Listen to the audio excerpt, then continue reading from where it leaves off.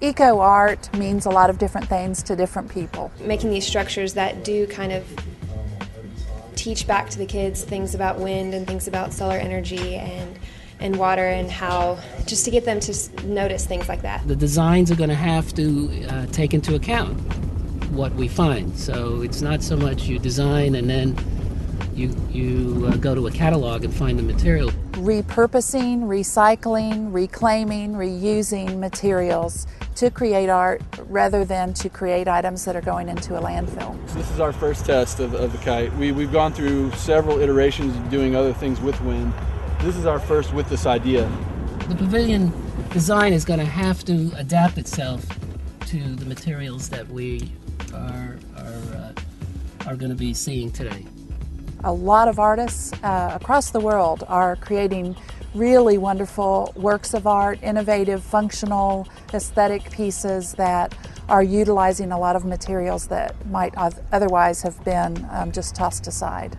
Have the things that they're interacting with really kind of make them stop and think and realize, you know, what they can do and what they teach about the world.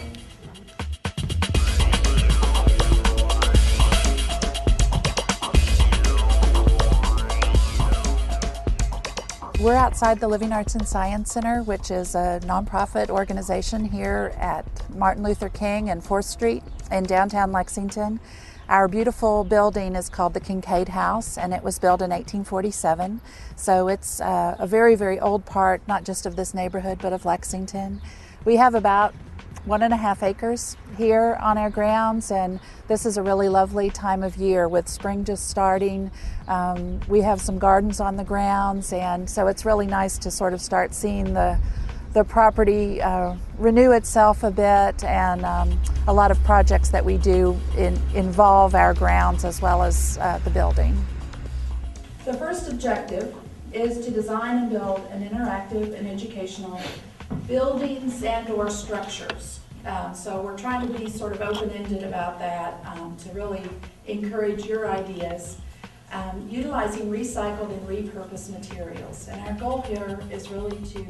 When the Living Arts and Science Center first found out about this EcoArt opportunity, we really got together as a staff and talked about a lot of different directions that we could go. This project was really right up our alley because as an art and science center, we're often involved in projects and classes and exhibits that are showing the relationships between art and science. So this was just a natural for us. We were trying to decide what would make the most sense, what kind of project we could take on, and we invited Tony Roccanova at the University of Kentucky School of Architecture to come and talk with us, just to kind of do some brainstorming. And Da Vinci came up, being an inspiration really to all of us. And so we talked a lot about using Da Vinci sort of as a springboard for what we might do.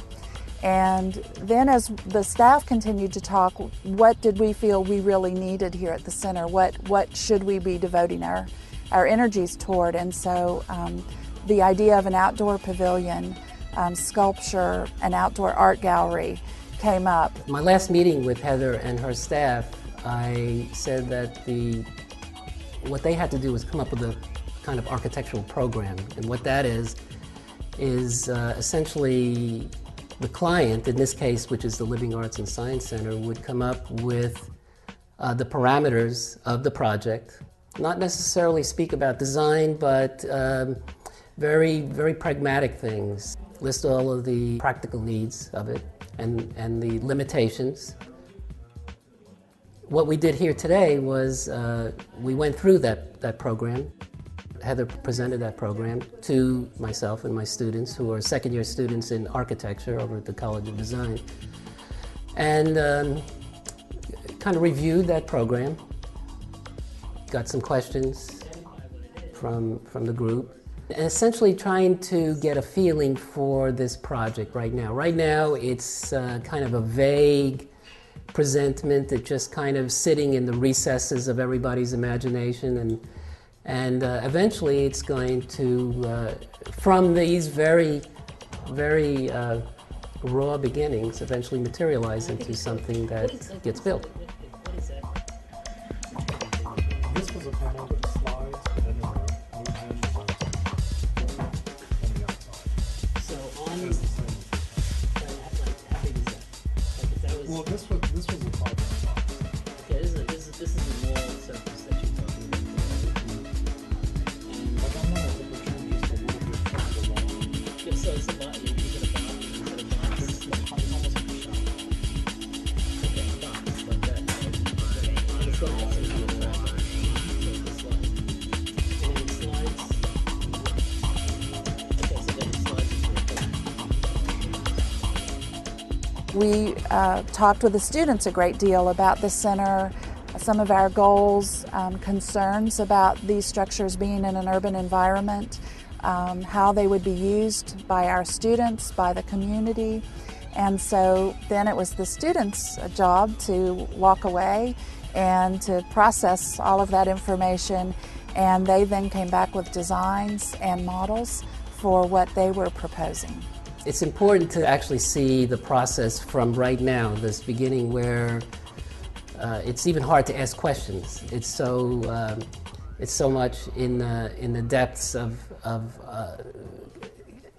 not knowing exactly what to do, what this thing is, only kind of vague presentments in the back of the mind, to the steps that begin to show visual presentations. We start to see ideas finally manifest in drawings and models. That's how architects work.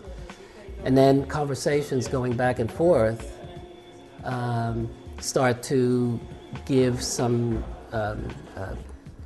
definition and some contour to these ideas that eventually lead to more precise drawings. Before any full-scale construction is going to have to get done, it's going to have to be a precise set of drawings, precise models, good working models.